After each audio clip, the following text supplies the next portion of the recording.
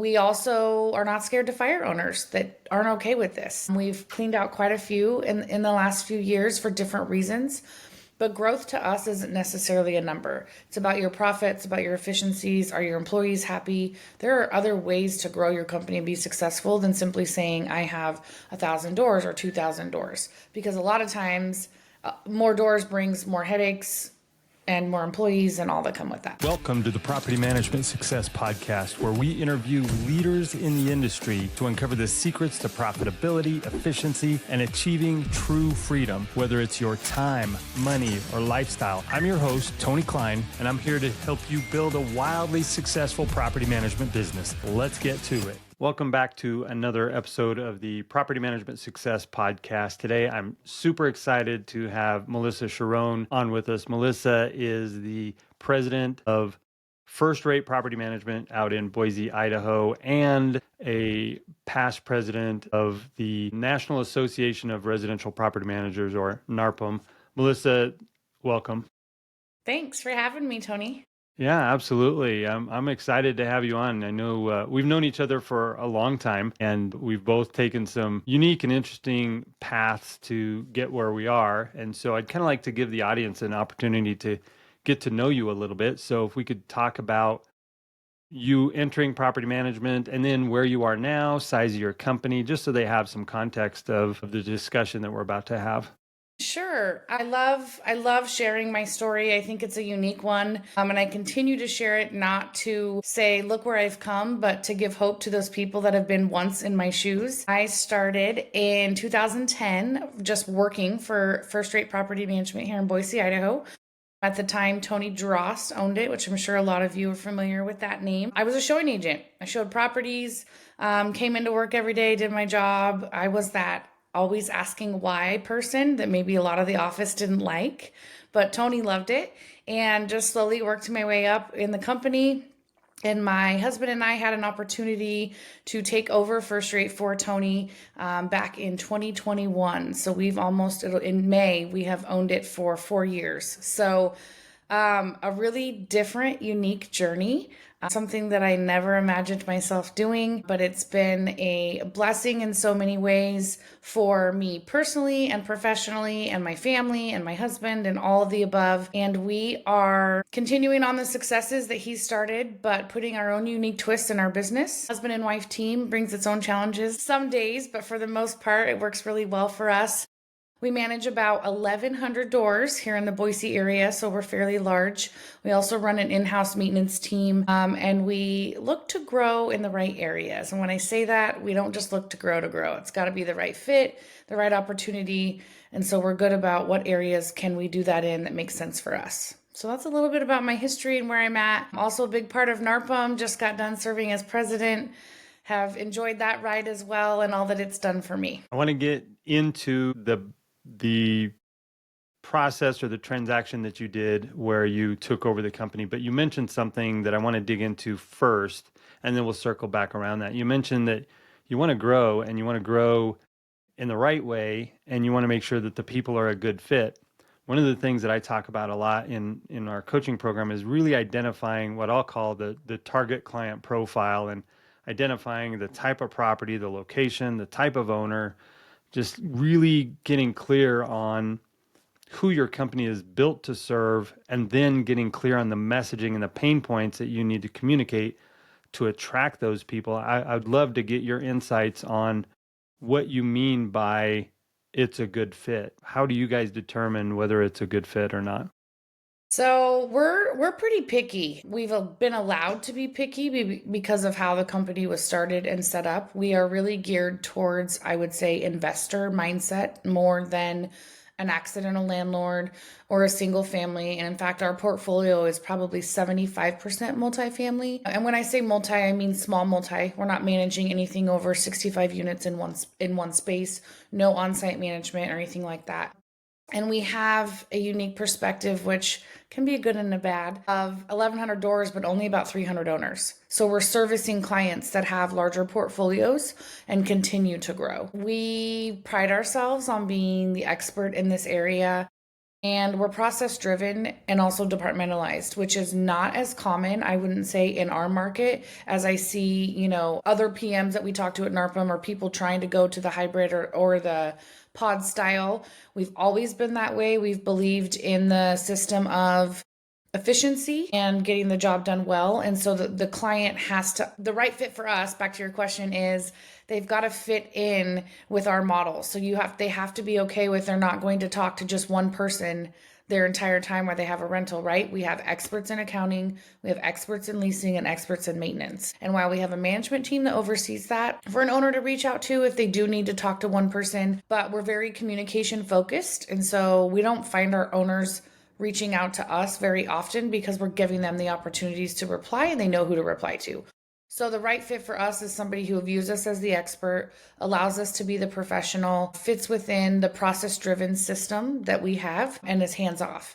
We also are not scared to fire owners that aren't okay with this. We've cleaned out quite a few in the last few years for different reasons. But growth to us isn't necessarily a number. It's about your profits, about your efficiencies. Are your employees happy? There are other ways to grow your company and be successful than simply saying, I have 1,000 doors or 2,000 doors. Because a lot of times, more doors brings more headaches and more employees and all that come with that. I love the fact that you're focused on the end result, the output versus the input. We can add in an extra 200 doors this year, but if it doesn't change the output, what we put in our pocket or the impact we're able to make or the transformation that we go through either in our business or what that growth allows us to do personally, then it's really just busy work. It's really just you're treading water, but you're not really going anywhere. And I love the fact that you've got that clear audience identified, and then you're not afraid to stick with it. And if somebody falls out of alignment with that, you're okay with cutting them loose. Yeah, we ask our employees every year, top 3 owners they want to get rid of, and it's usually pretty common. And so they get on the chopping block. I mean, we have to have careful consideration. We go through a process and how bad is this going to hurt or is it worth it? And obviously it's Jim and I's ultimate decision, but we value our team and what they think. And if it fits within our company and what our mission and vision and our core values, then they're allowed to provide that feedback for us. I want to dig just a little bit deeper on this because I think it's fascinating that everybody runs our company a little bit different, but yet we all seem to follow some similar. The successful companies seem to follow some similar patterns. You mentioned process driven, and I think that's really important. But I think setting your processes up to serve that target client profile is more important, right? It's not about having processes, it's about having the right processes designed and tailored to your company. A lot of companies that I talk to, a lot of people I interview, a lot of my clients, they really focus more on that accidental landlord simply because there is just more of them statistically. There are more people who own 2 or fewer properties in the single family space than own a larger portfolio.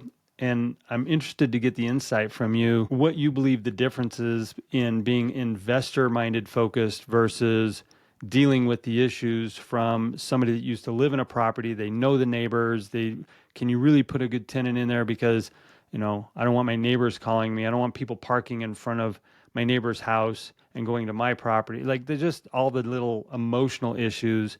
Right. Those can be different than, and I'm not saying investors can't be emotional, but they're concerned with different things. What do you think are some of the bigger concerns that your clients have specifically because you are more investor minded? I want to go back to how our business is focused. We're focused on the end result, what we just talked about, right? That part is a challenge, I think, on their end and on our end. Sometimes, and we'll talk about the economy now. Prices are higher, right? Cost of maintenance is higher. And so a challenge I think our clients see when we're investor minded focus is sometimes they're only looking at the bottom line. Sometimes that's all they're focused on. And we also have to remind them that an investor minded person, a lot of times the short term gain isn't out there, especially in property management. Come from First Rate was built that way. Tony was an investor. My husband and I are now investors ourselves. And so we have that mentality of we're really open when we chat with them. Onboarding. or taking them on. Like, what's your plan for this? Is it a short-term hold and you just need us to do the best we can? Do we need to soup up your property to get to sell it in a couple years because that's your plan? Or are you in this for the long haul and willing to ride the waves of higher rent, lower rent, higher costs? But that's where we come in as a business and an expert. What can we do to combat those challenges? How can we help reduce costs? That's one reason we started in-house maintenance. We can offer that as a lower cost, but it's still profitable for us, but our owners are happy and we can control the quality. So it was like a huge win-win for us. So what else can we do in our company that's combating the challenges of affecting that bottom line? Because a lot of times that's what they see.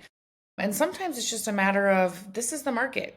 I'm not in control of that, right? I can only tell you what's out there and what we can do to help you, but I'm not in control of the market. And so let's talk about ways that are going to make you feel more comfortable. Mark Brower and I, just in a recent podcast episode that we recorded, he was trying to convince me that we should be transitioning from being property managers to asset managers. And being somebody that is more investor focused, I'd love to ask you this question. Do you think that because your clients are more investor focused, like they intentionally bought into these properties to be an investment, do you think they're looking for more information? Are they trying to get a better dashboard to get their information whenever they want? Or are they looking to have you explain information? Or are they just saying, I bought it, you manage it, and in 5 years, I'm going to make some money on this thing? Like, what are most of the conversations you're having I around would it? say, I don't know.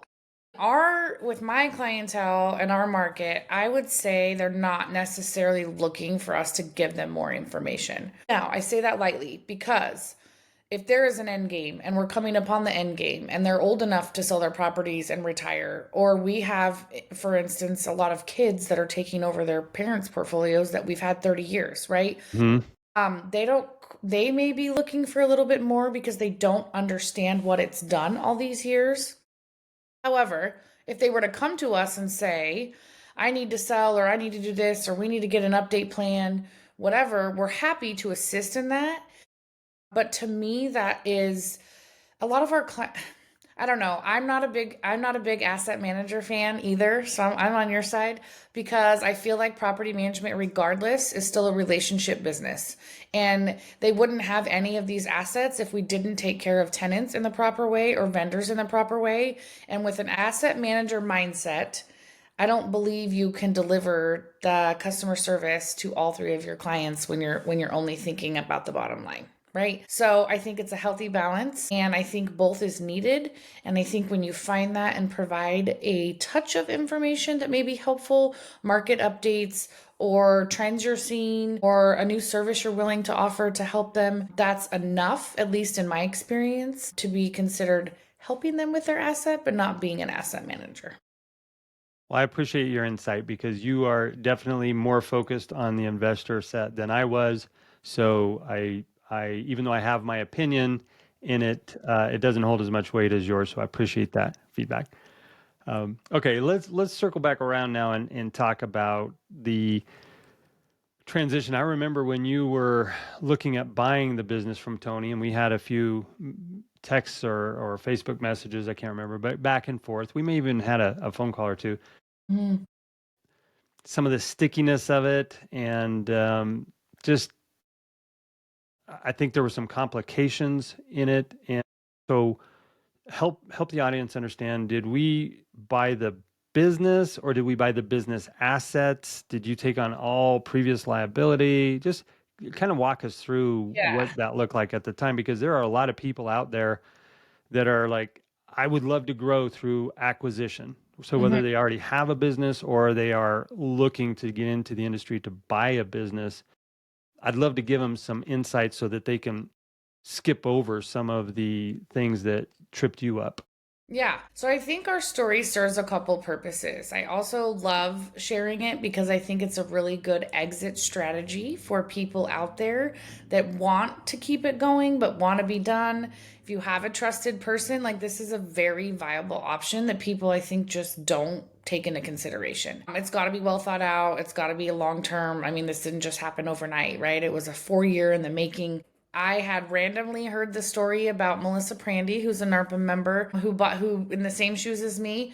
And I had gone to Tony and I said, hey, if you ever consider doing this, let me know. My husband and I might be interested. My husband at the time was working retail, tons of hours a week. We were newly married, having kids. It was wild. So we jumped on the bandwagon and said, we're going to figure this out, run it together. And we had an opportunity to bring my husband on sooner than we thought. So that kind of sped up the process a little bit. And he's very operational minded. And so that helped us get to where we needed to be and do some things that made the business look good, for Tony and for us and vice versa. We were also a unique situation as we both had the same end game. We had the same goal in mind. And so we worked together. For the most part, we used the same attorney, which I know people were like, oh my God, don't do that. And I would still advise, we still had an outside attorney look at the final contract just to protect ourselves as well. But it was a well-built relationship with the same common goal in mind, ready for him to step away. And I was eager to step up and run the company that I had been really running for the last several years. So some of the challenges we had, the first challenge I'll say, I don't feel like anybody in this world, and when I say that, I say maybe banks or loans. So we chose to go the SBA route. We knew we didn't want to do an owner carry. We wanted to purchase the business like we would any other acquisition, whether it was through a loan or through cash. We knew there would need to be some down. But our first big challenge was we felt like nobody really knew how to truly value a property management company. Some would say, oh, these contracts are worth everything. Here's your value. Others would say the value of the contract. Yes, you have a contract, but it's not really, because if they don't pay rent, you're not really getting money. And it was wild, Tony, wild. I can't think of the word, the same guy that did the very first evaluation to kind of get us a rough idea of what it was worth, valued it at one point, and a year later, it was like less $800,000, $900,000. I mean, it was crazy. And it's like, you're the same dude that looked at this. What changed, right? So I don't know who was in his ear. We did a stock purchase. So we didn't want to have to change an EIN number. We didn't want to have to fire all the employees and rehire them back. We wanted to keep the same bank accounts, all the stuff that was in First Rate's name. So that's how we chose to do it. I thought it worked really well. We have a stock certificate. We have a purchase sale agreement. We started with one bank. They couldn't make it happen. So we ended up with another one, and they made it happen. And it took about a year. This also happened during COVID. We started this process. So we were also like, oh my God, we can't buy a company during COVID. What if nobody pays rent? And then we looked at each other and we're like, we're going to be successful regardless. We can do this. So we just pushed forward. So valuation was a challenge. What else was a challenge? Some original documents were a challenge, like having original letter of like your tax ID being issued to the corporation. When you do a stock purchase, you have to have that stuff. So we had to figure out how to get those. Some of the conversations were hard, right? I really value the opportunity that Tony gave me, and I'm forever grateful for the mentorship that he's given in my life, like I said, personally and professionally, with First Rate and with NARPM. But we had to have some hard conversations about, what's going and what's leaving and what are the assets and the price.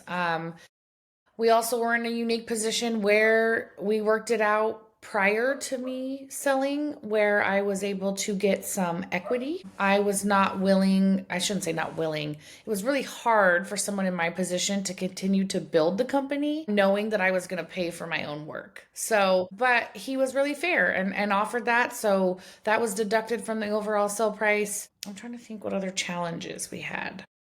Well, let me ask you this on the purchase price, because that's I do hear it's not super common, but it's fairly common that somebody on the team is the one that's going to step up and purchase the business. And you're right. You've been working there. You've been putting in your effort. You've been compensated for the work that you're doing, but you're also moving that purchase price a little bit further down, or making it a little bit higher, because the more value you bring now, the more valuable the company is, the more you have to pay because the more value there is.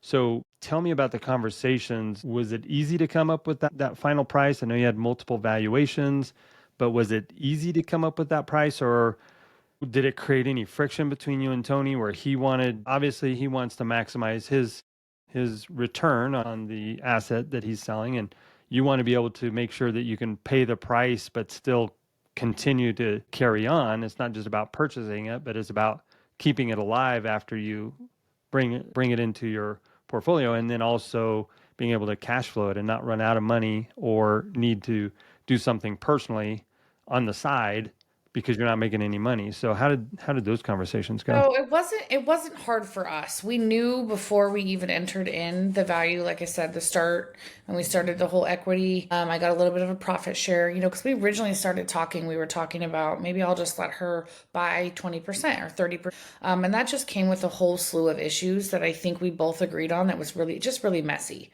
We're both married. What if we get divorced? What if something happens? What if it just becomes really messy? And so he's like, "Here's an alternative. I think will make you happy," and it did. Our situation's really unique. We, again, both had the same end game.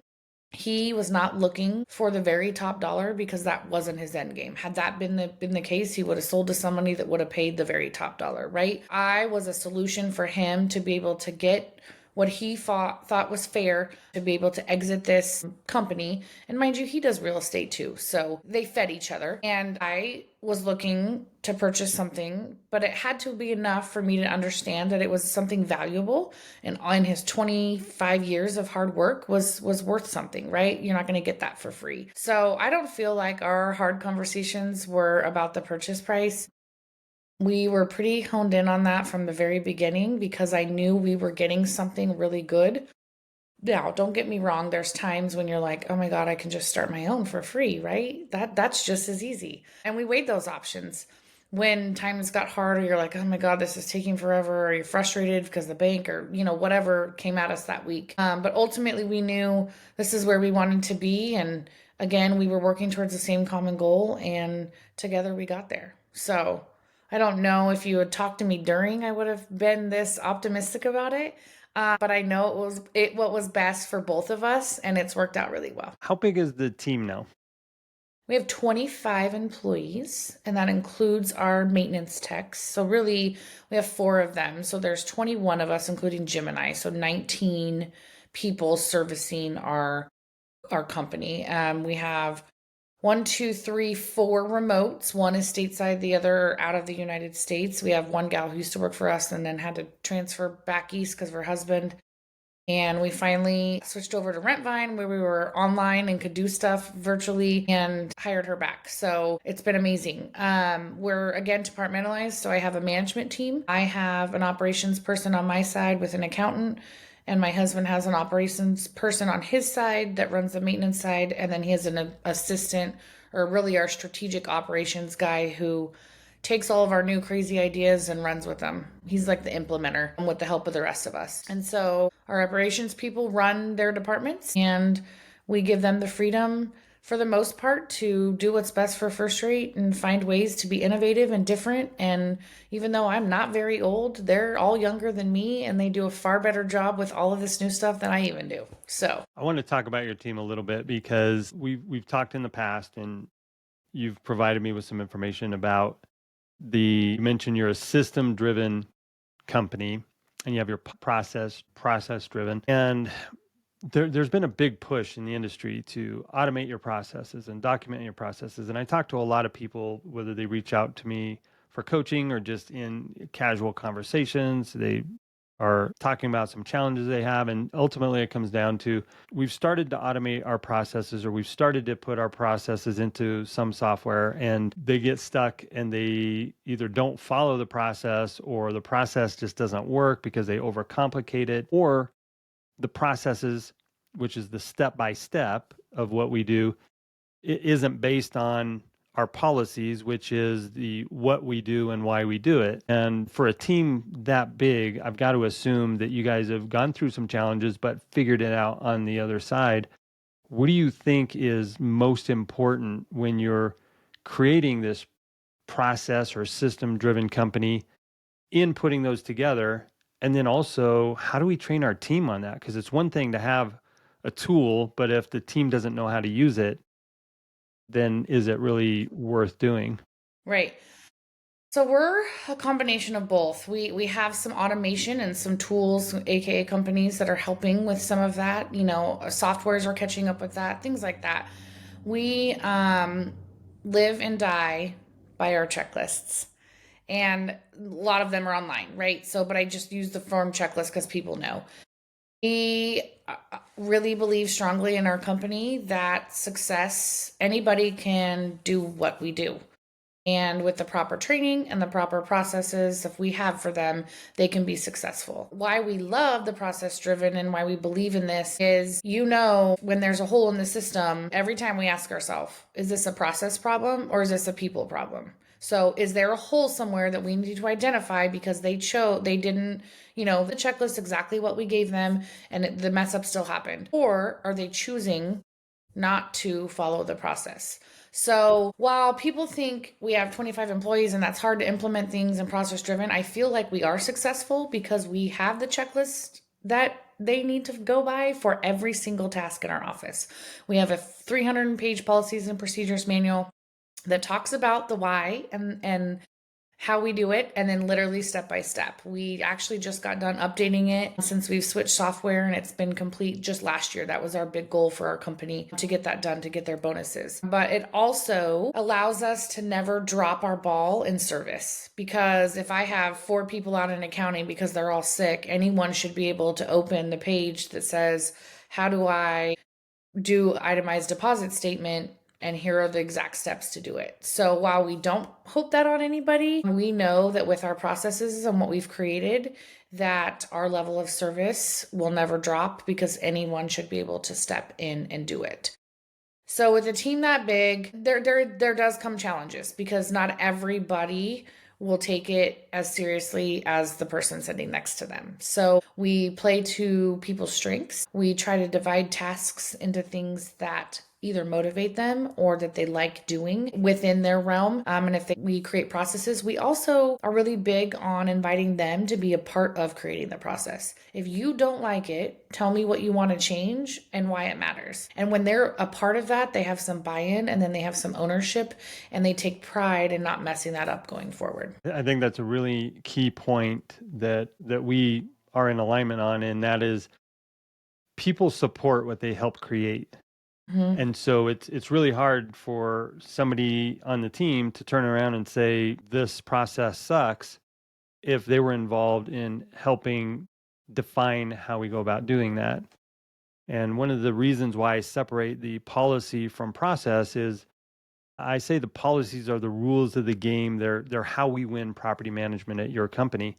And that is up to you as the business owner to define what winning looks like. But then we bring our team in to help us with the step by step.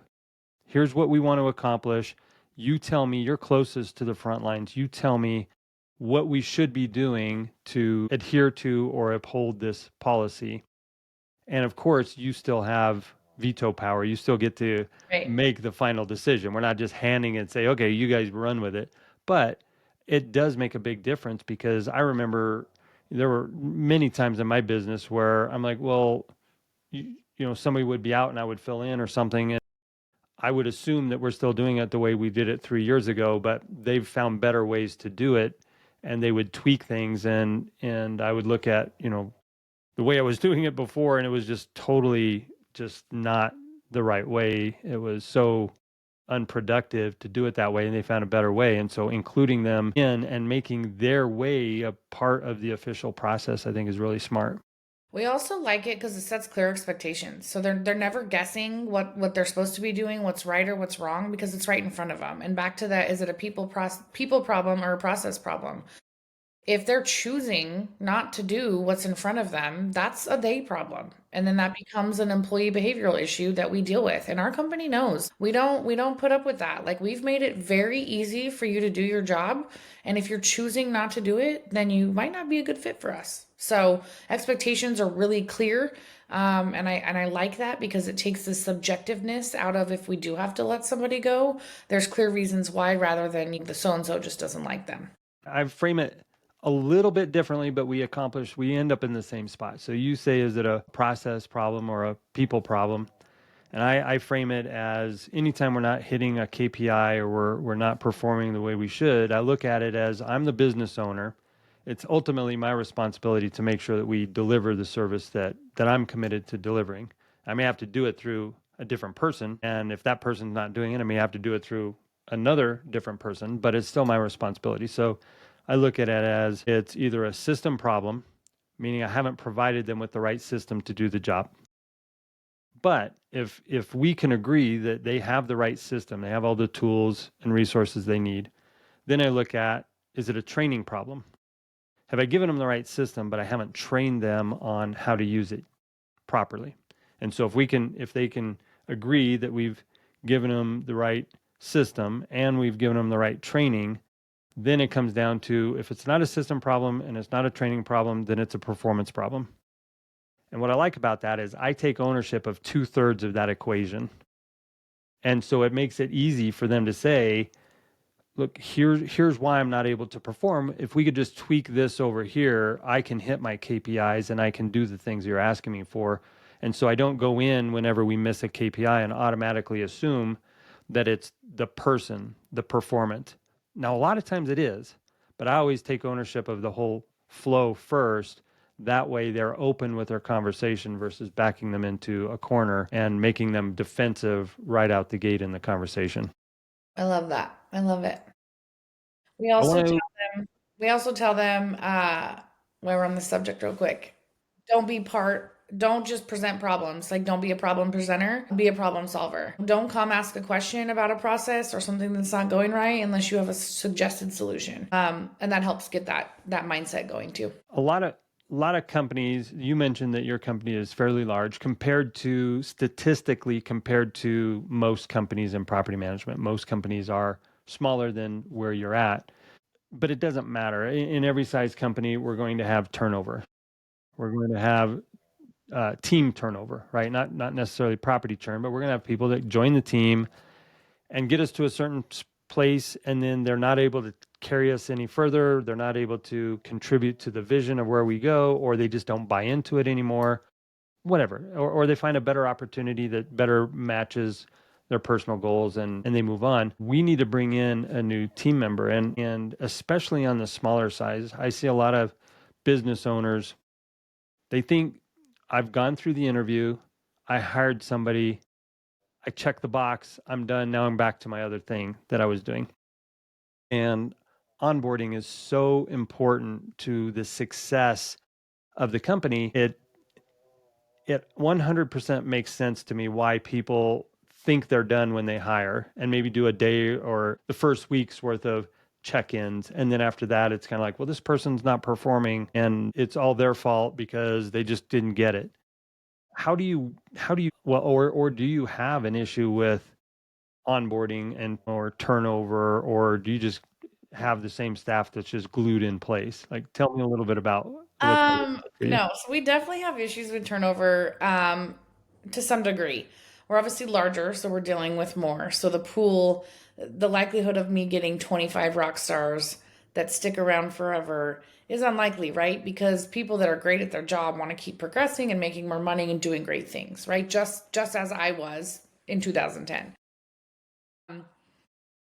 So I feel like we're more at risk there. The employee, if you ask me as a business owner, having employees is absolutely the hardest part of my job. But I also know they are the single most important asset that we have. Like, we would not be able to function without them, and I'm grateful for each and every one of them. We are big on culture in our company, and that involves my husband and I. We choose not to work from home. I say that I'm home today. I work from home 2 days a week for the sake of, my kids and some other things that I've worked hard to get to this place in life. But we're in the office. We didn't close during COVID. We have some remote workers and we can work remotely if need to, if we have a bad snowstorm and people can't go to work or whatever. But we believe in the power of team. We're really sports-minded individuals, and we believe that we work best when we're all together. Doesn't mean we can't, but that's just the culture we've built. People enjoy having conversations with each other every day. We enjoy doing things outside of work with each other here and there. We're really big on building that culture. And that starts with onboarding, I feel like. So we definitely involve our management team in the hiring process because they're the ones that have to manage these people. So I want them to feel like they have the power and the authority and to set the expectations from the beginning. But I also don't ever, and this is a part of my husband's doing, he comes from corporate America. So he never wants to be that corporate business where you're just a number. So we're still involved. We do the interview process, we check in, we help train when needed. Now, as we get bigger, will I say I'm not as close to my employees as maybe I used to be when we were at 15, 16 employees when we first took over? There's also a reason for that. As we continue to grow and set these boundaries, they have to be healthy ones. So we are extremely, extremely close to our management team. We do lots of things together. We're collaborative. We're very different. We all support each other inside, outside of work. And that's kind of where our boundary stops. We know our other employees. We do nice things for them. We throw parties. We go camping together. These things that we do as a company, but we're not as personally close with them. But my management team, who are over these people, are very close with their team because they've seen the buy-in that they get from Jim and I, and they're trying to replicate that to their team. So I think it's a good mix of a healthy boundary. They do a great job of onboarding and making them feel welcome. In fact, I'll share this, we just hired a new remote person and she just started this week, and our standard is to send out an email saying, welcome so-and-so, whether they're remote or not. We include them in everything. And everyone responded with like something nice to say or a meme or, we don't require that. That's just what happens when they send that email out. And we got an email from the new employee today saying, oh my God, I have never felt so welcomed in a job that I've ever had in my life than I did in this moment. And it's like those little things matter, right? And we don't make them do that, but they do it because they understand the aspect of a team and that they're all important part of the puzzle that we create. The things that we talk about in our company and with some of the coaching clients that I have is building that culture. And I love the word culture because the first part of it is cult. And I really think that as a business owner, as a leader in your company, you really need to think about you're building a cult. Now, obviously, you're trying to build a healthy one, but a lot of the reasons that cults are successful is because they have certain ways to bring people in, make them feel welcome.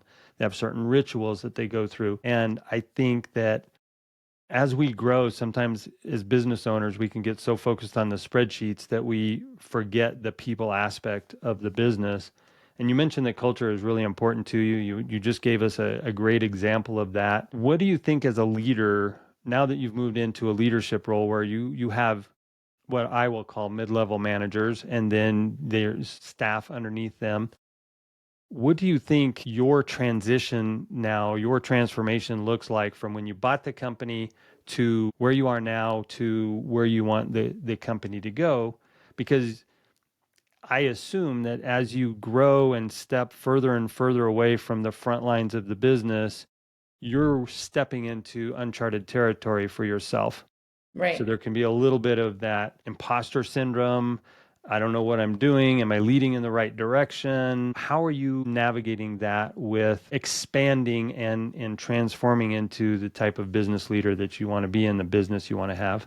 Yeah, so I feel like I've had a pretty easy transition into that role, and I will attest that to NARPM. I knew that I wanted to be NARPM president one day, and I knew that it takes a lot of time. And so my transition into I've got to build trust and have somebody that can really take care of our company. Not that my husband's not there, right? But when I'm gone doing these things, he then becomes Mr. Mom. We have 3 kids, on top of owning a business and a dog and all these things. And those are responsibilities that I usually take care of more when I'm here. And so we shift that, right? This is a step we took long before I was even on NARPM National. In fact, in the very beginning, because we wanted to give people some opportunity. So we invested in creating, rather than like a one person that's like your second-hand man, no matter how large you are, like the next in line. We've never gone to that mentality. Part of the reason is because I used to be that person and people get burnout. Property management is a daunting job, right? For anybody. And if you're not the owner reaping the benefits of owning a business in this, a lot of times it's not worth it, right? You go through those moments where you're like, I can't do this. No amount of money makes me happy about going to my job today. So we took a chance and we invested in, at the time it was 6 individuals. We knew it was a little bit heavy and we've narrowed down to 4. We could use one more, but we're good where we're at now because we have such a good team. I don't want to disrupt it. We took that one job that, you would pay someone really good money and we split that in between 6 and we still paid them decent money, but they're not burnt out and there's someone else to help them and everyone feels like they can take their time off. It's also allowed us in this transition phase to really work on the business. we get to have time to just explore how are we going to do a in-house security deposit option. Business owners don't have time to do that because they're helping or they're in the front lines, like you said. So I've had a little bit easier transition because I was gone all of last year for the most part, or busy with NARPM. I've also really enjoyed it. Believe it or not, it's kind of a weird feeling. I have time to be a mom. I have time to choose to go on vacation when I want. I have the ability to work from home when I want. I've gotten over the mentality of, oh, if I buy a new car, or if I build a house or do this, like, what are my employees going to think about it? And it's like, no, I've worked hard to be in the position I'm at and I should enjoy it. Now, my husband, on the other hand, loves to work in the business. I think he will literally die working. That's just his mentality.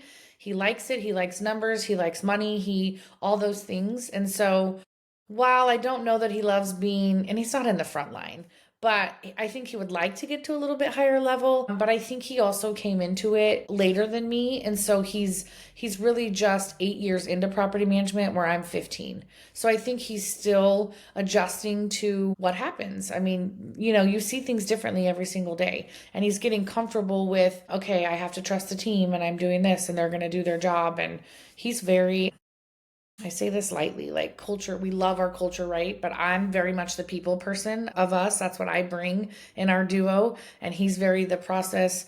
Here's how we're going to do it. Let's just get it done. Not that he doesn't care about people, he does.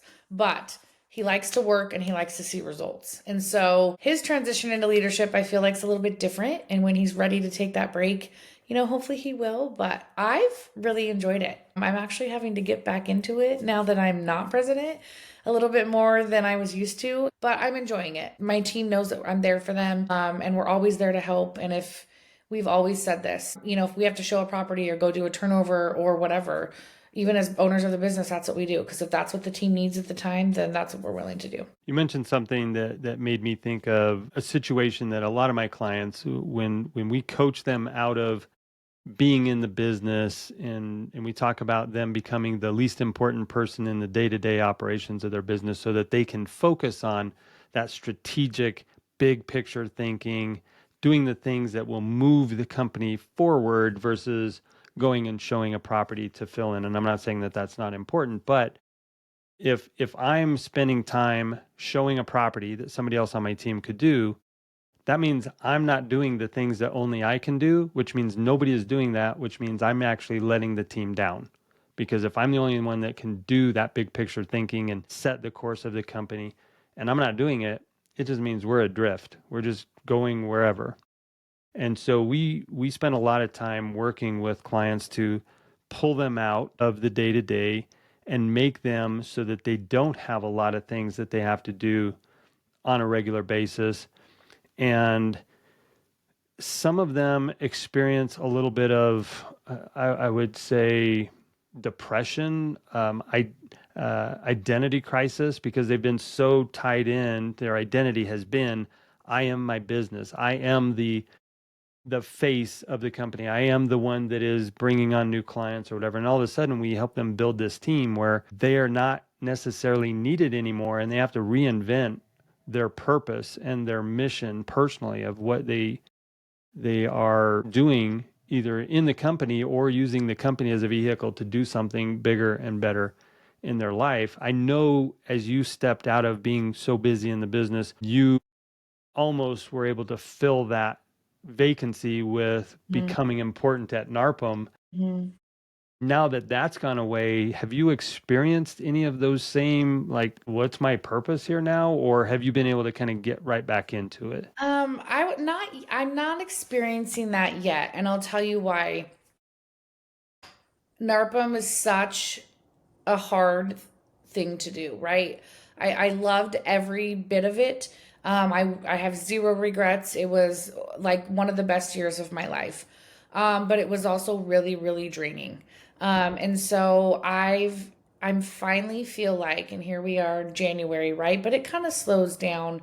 You start to decompress after National Convention because you have a few more things. And I still play a role. I'm still past president on the board, and we're heavy in changing things with NARPM 2.0. So I'm busy with that still, but I feel like I'm finally getting to the point where I've decompressed enough that I'm still just enjoying not being so crazy, if that makes sense. I don't know that I'll ever get there either. I don't know that I'll feel like I'm depressed or not, don't have a value again, because I still have young kids at home. So I'm needed more than anything. I have one going off to college, so that's a big adjustment for us that we're getting ready, prepared for. She's a senior this year. So we're doing lots of things with that. And then my middle one's heavy in sports, and my younger one probably too. So we're busy elsewhere that I don't feel like I have time that, because my purpose of being a mom is just as important to me as running a business. So I don't know that I'll ever not feel like I don't have a purpose, but I'm not there yet. I'm just enjoying life. I love that you're using the business as a vehicle to be able to find the purpose in things that are truly important. I think that's the reason why we all have businesses in the first place, is to fuel our personal goals and things that are important. I just want to give you one little bit of advice. When you go and drop it's your daughter that's going off to college. Yeah, my oldest is a When daughter. you go and drop your daughter off for college, make sure you take some tissues with you, because allergies are very strong that day. And you You're want to make so sure funny. you have I was tissues with just telling my husband this story. I have a twin sister, and so my poor parents had to take us to college in the same weekend, and we went to different colleges. So we drove clear to Portland all the way home. My mom cried all the way home. Then they drove me clear to Twin Falls, and then my mom cried all the way home from there. My poor dad, man. I don't yeah. know. Yeah, it's a big change. It's a big change, but all my kids have gone through that, come home, now they're all having babies, and it's a great That's great. That's the transition. best part. Yeah, yeah. I want to close out a little bit with talking about NARPM. You had some really unique perspectives being the president. There's only been 36 now presidents, Yeah, or I think 36 so. years worth of presidents. Yeah, and some of them did double, so maybe not quite that many, but Yeah. somewhere around there. Yeah. So in that period of time, there's only been a handful of people, or slightly more, that have had that same perspective as you. What did you learn, or what was something that you didn't expect about, not necessarily the organization of NARPM, but you got insight into property management at a scale that most people don't get? Is there something that you can share with the audience of, we saw this, we learned this was unexpected, anything like that? Trying to think. I will say people underestimate the intelligence that is in this group. I continually tell myself, what am I doing? Why am I leading this organization? Why am I in this room with all these people that are 1,000 times smarter than me? Like, Tony, it's crazy. And they each bring their own unique perspective. But I think that's what makes NARPM special. I'm trying to think if there's anything else that we learned. Did you get any like statistics on company size? Or I know they did the NARPM accounting standards. I know they've done just some other surveys and things. And I know you were busy working. Are they the regional vice presidents or regional RVPs? And then they work with the individual chapters. Yeah. So I know you're not probably traveling around to every single chapter, but you did get to No. connect in ways that most people don't. Yeah, I'm more of events. I would say in the time that I've been, president-elect president, I think it's been really eye-opening how much statistics play a role, and that's what our members were wanting. That's why what we want as business owners, and some of the adaptability that we know as an organization and or as a company or business owners that we have to do to create, like we talked about, KPIs or statistics or numbers out there, or sharing with each other without giving away everything, to help collectively make all of us move in a better direction. Does that make sense? Like, I know NARPM's such an open sharing forum that we don't really combat the competitiveness, so to say, right? Most of us are pretty open that way. But I think we've adapted and we've seen how numbers don't lie, and that's a crucial piece of anyone being successful, whether it's a board, an organization, or a business owner. And so I think there's a lot of things coming from that research and what we've seen and heard people talk about. Very good.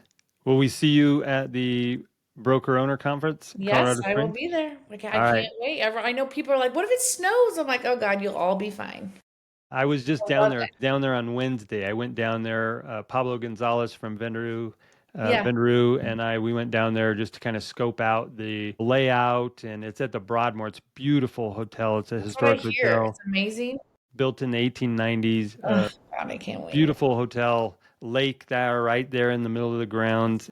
So we shot a little content, and it was a little bit chilly, but by March we should warm up a little bit. But March I'm is our from second Idaho. snowiest I have month. snow on the ground right now, Yeah, so chilies it doesn't scare me. yeah. Well, I'm looking forward to connecting with you when we're out there. So thanks so much for hopping on and sharing your insights and wisdom with our audience. I really appreciate it, and yeah, I'm looking forward to connecting when we get out to the event. Yeah, thanks for having me. It was great. Thanks for tuning in to the Property Management Success Podcast. We'll be back with another value-packed episode to help you level up your property management game. If you've got something valuable out of today's episode, please share it with a friend or colleague, and don't forget to subscribe and leave a review so you never miss out on future insights and strategies and tactics. Until next time, here's to your success.